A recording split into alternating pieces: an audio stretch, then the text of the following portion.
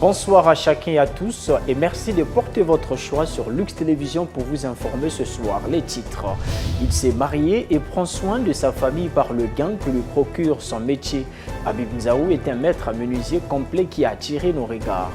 Nommé par décret présidentiel le 9 janvier 2024, Jean-Baptiste Pouélé Mavungu a été officiellement installé administrateur maire du 5e arrondissement de Pointe-Noire par le préfet du Kouilou, Paul Adon Djibouilou, représentant le préfet Alexandre Honoré Pacan empêché. Lutte contre les violences basées sur le genre, les policiers de Pointe-Noire ont été édifiés sur les textes en vigueur en vue d'une bonne prise en charge des victimes. Et puis, quelle est l'importance de l'école de dimanche ou Ecodim dans le façonnage de l'enfant? Dans le dossier de la rédaction réalisé par Fulgence Bikoumou, nous irons à la rencontre des nouveaux et anciens élèves de l'Ecodim du Soleil Couchant Tabernacle de Pointe-Noire. Ainsi se profile cette édition, mesdames et messieurs. Bonsoir une fois de plus.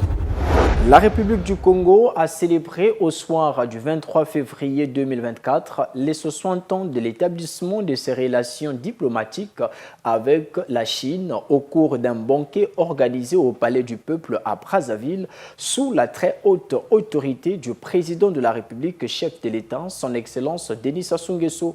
Le point avec nos confrères de la presse présidentielle.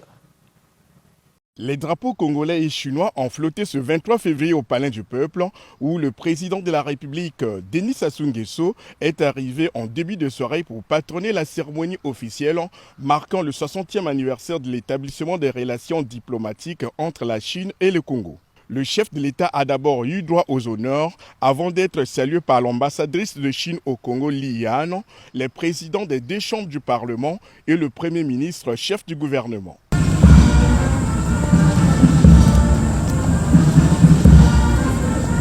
Il s'est rendu ensuite dans la salle des banquets où une exposition photo a été organisée pour célébrer les 60 ans de la coopération sino-congolaise.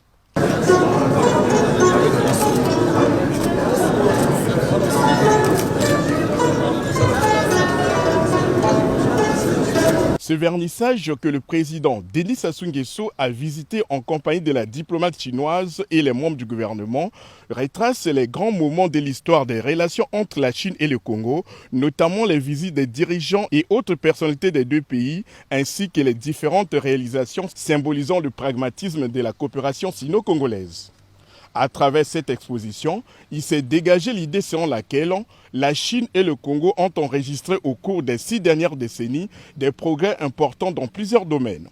Les échanges économiques et commerciaux entre les deux pays, par exemple, se sont développés de manière spectaculaire, tandis que les champs de coopération se sont largement diversifiés. Il convient de rappeler qu'après l'entrée en vigueur de la coopération économique et financière en février 1964, le Congo et la Chine ont signé en 2006 un accord cadre de partenariat stratégique. Les deux pays sont actuellement liés par un partenariat stratégique global établi en juillet 2016. À noter que la première visite officielle d'un chef d'État chinois au Congo, en l'occurrence le président Xi Jinping, remonte à mars 2013, tandis que le président Denis Sassou Nguesso a effectué plusieurs déplacements en Chine, dont le dernier a eu lieu en octobre 2023 à l'occasion du forum Chine-Afrique. Cette célébration, qui a mis en lumière l'amitié traditionnelle et la coopération fructueuse entre les deux pays, s'est poursuivie dans la soirée par un banquet officiel.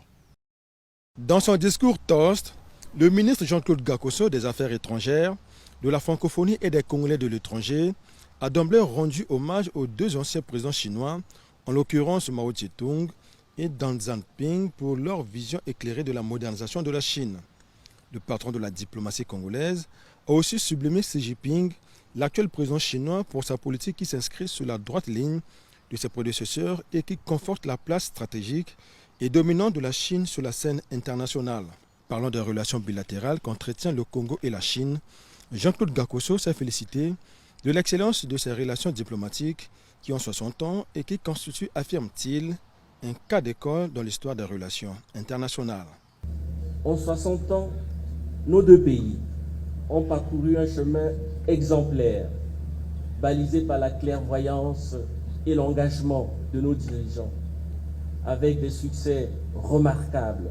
Le documentaire l'a montré tout à l'heure, et des bénéfices réels qui ont progressivement et de manière substantielle amélioré le quotidien de nos populations.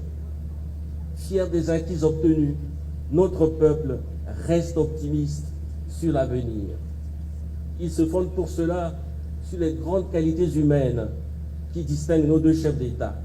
Son Excellence Xi Jinping, qui nous a fait l'honneur d'une grande visite officielle en 2013, on a vu les images, et son Excellence M. Denis Sassou Nguesso, qui est dans notre pays un témoin privilégié de la spectaculaire montée en puissance de la Chine, et qui a effectivement à son actif une bonne quinzaine de visites officielles dans votre pays. Depuis 2016, a rappelé le ministre des Affaires étrangères, les deux pays ont hissé leur coopération au rang de partenariat stratégique global. La Chine, souligne le ministre Gakoso, demeure le premier client du Congo en 2023 et représente également son premier fournisseur avec une part de marché de 31%. Plus que jamais, et nous le disons ici avec la plus grande solennité, plus que jamais, notre pays restera fidèle au postulat d'une Chine unique. La Chine demeure le premier client du Congo en 2023 et représente également son premier fournisseur avec une part de marché de près de 31%. Profondément reconnaissante, la République du Congo salue l'appui amical de la République populaire de Chine à la consolidation du leadership de son Excellence M. Denis Sassou Nguesso dans la conduite des affaires régionales et sous-régionales, notamment dans ses efforts assidus de médiation pour le retour de la paix dans les pays en conflit sur le continent africain et au-delà. La célébration des 60 ans des relations diplomatiques sino-congolaises a été aussi une occasion tout indiquée pour les deux pays de mettre en valeur leurs cultures respectives. C'est ainsi que lors de ce banquet, l'assistance a eu droit non seulement à la projection du film retraçant en quelques lignes l'histoire des relations excellentes qu'entretiennent les deux nations, mais aussi à quelques séquences illustrant la symbiose des rythmes et rites des deux peuples.